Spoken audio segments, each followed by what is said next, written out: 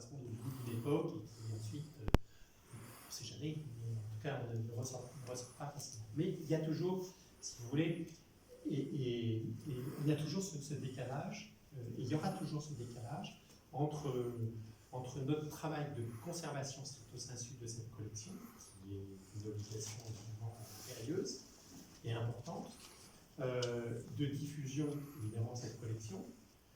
Il y a des tas de manières, on pourra y revenir si cette question vous intéresse. Et puis le concept Musen lui-même s'est développé plutôt sur des thèmes de société, avec une relation vers la Méditerranée, ça va être une autre mission, et qui n'est plus, à stricto parler, un musée ethnographique classique, et qui n'a jamais été pensé par ses concepteurs comme un musée ethnographique classique. Alors, cette question du musée ethnographique, j'y viens, puis ensuite on reviendra un peu sur cette question, elle est aujourd'hui en pleine évolution dans l'Europe entière, c'est-à-dire on est à mi-chemin entre Marseille et Lyon. Vous avez, pour certains d'entre vous, certainement visité le musée des Confluences. Vous voyez bien qu'on est très loin aussi. Enfin, c'est une autre méthode que le Musen. C'est un bâtiment qui est peut-être un peu moins passionnant, mais c'est des collections très intéressantes. Le musée des Confluences a également pratiquement 800 000 objets qui sont produits aussi de la fusion d'une série de musées lyonnais, musée d'Imé, musée d'histoire naturelle et autres, sur un champ plus vaste que nous, puisqu'ils incluent évidemment les anciennes collections enfin évidemment, ils incluent les collections de l'ancien musée d'histoire naturelle, chose que nous n'avons pas, nous avons déjà assez de questions de ce genre, et vous voyez bien qu'on est très loin du musée classique, qui, comme tous les musées, et particulièrement dans les musées d'ethnographie, avait connu disons, un certain discrédit, et pas seulement en France. C'est un phénomène où on travaille beaucoup avec nos homologues européens. En ce moment, vous avez une vague de rénovation des anciens musées d'ethnographie qui est assez passionnante. Pas très loin d'ici, le musée d'ethnographie de Genève a fait sa mue assez récemment. Je ne sais pas si d'entre vous ont visité. C'est un musée tout à fait exemplaire et intéressant à voir. Neuchâtel en Suisse l'a fait. Les musées allemands ont également. Il s'est passé d'ailleurs en matière d'ethnographie, de ce point de vue-là, le Musen appartient à un mouvement un peu de fond. Ce qui s'était passé 20 ans avant sur les musées d'art moderne et contemporain. C'est-à-dire que on a réactivé ces lieux qui étaient des lieux parfois un tout peu délaissés. Vienne, par exemple, vient de réouvrir son musée d'ethnographie en changeant le nom. D'ailleurs, ça arrive souvent dans les musées d'ethnographie. La réouverture, c'est souvent, on abandonne le mot d'ethnographie. Il s'appelle maintenant le musée du monde, Weltmuseum. Anvers a réouvert également un important et passionnant musée. Enfin, il y a une évolution aujourd'hui, il y a un courant, une évolution auquel la presse est peut-être moins attentive que sur les musées de beaux-arts, hein, mais qui est quelque chose de tout à fait important. Voilà, donc ça c'est notre grande contradiction, elle reste là. C'est-à-dire la contradiction entre... il y a un décalage, évidemment, entre le fond des collections et le concept du savoir. Alors nous, on a essayé non pas de régler, parce qu'on est plus malin que les autres, la question, mais d'essayer de fixer des lignes éditoriales à ce musée. Parce que quand on dit Europe et Méditerranée, bon, c'est vaste. Hein, donc on a fixé en fait, en gros, comme un éditeur en quelque sorte, trois grandes collections, trois grandes séries, des événements qui ont pour but d'explorer, si possible de manière non nationale, certains aspects de l'histoire méditerranéenne. Exemple d'une expo que vous avez peut-être vue, dont on est assez fier, qui est l'exposition Médina Algéria sur la construction du territoire colonial dans l'Algérie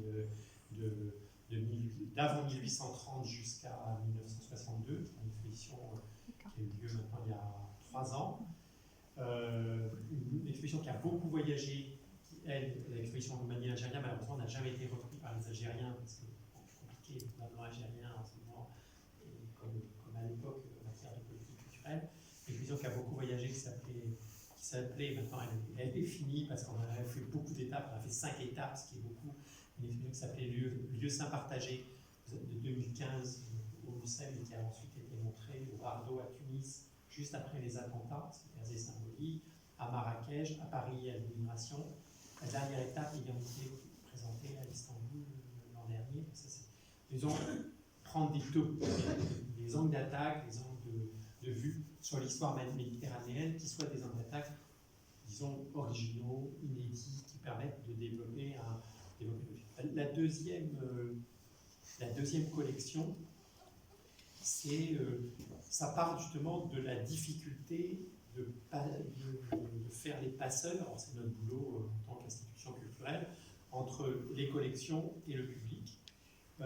Parce que là aussi, quand on fait une exposition purement ethnographique aujourd'hui, je disais qu'on a tous les atouts pour avoir du mal à attirer le public, mais c'est vrai.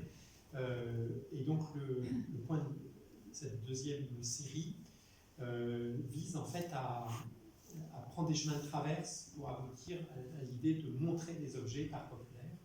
Ça consiste à passer par le canal de créateurs qui se sont eux-mêmes intéressés à l'art populaire. C'est-à-dire que l'idée, et on s'est aperçu que, je suis d'ailleurs assez content, que lorsqu'on explique que Picasso s'intéressait à la poterie catalane, bizarrement on commence à regarder la poterie catalane. Alors si vous faites une expo sur la poterie catalane, c'est intéressant, hein, je veux dire, vous aurez les spécialistes.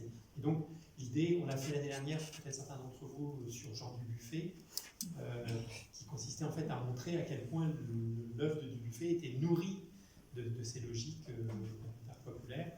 Et on prépare là, pour l'année 2020, avec le Centre Pompidou-Metz, justement, une exposition qui sont sur les rapports croisés en Europe, là c'est pas méditerranéen, parce qu'on essaie de faire des expositions sur l'Europe, entre le folklore et l'art moderne, de Kandinsky à aujourd'hui. C'est montrer que le folklore, qui n'a pas toujours très bonne presse non plus, hein, c'est comme l'ethnographie. En France, le mot folklore a quand même une connotation légèrement péjorative, est aussi quelque chose qui peut nourrir l'idée des créateurs, et ça permet de sortir des flopées des œuvres des collections.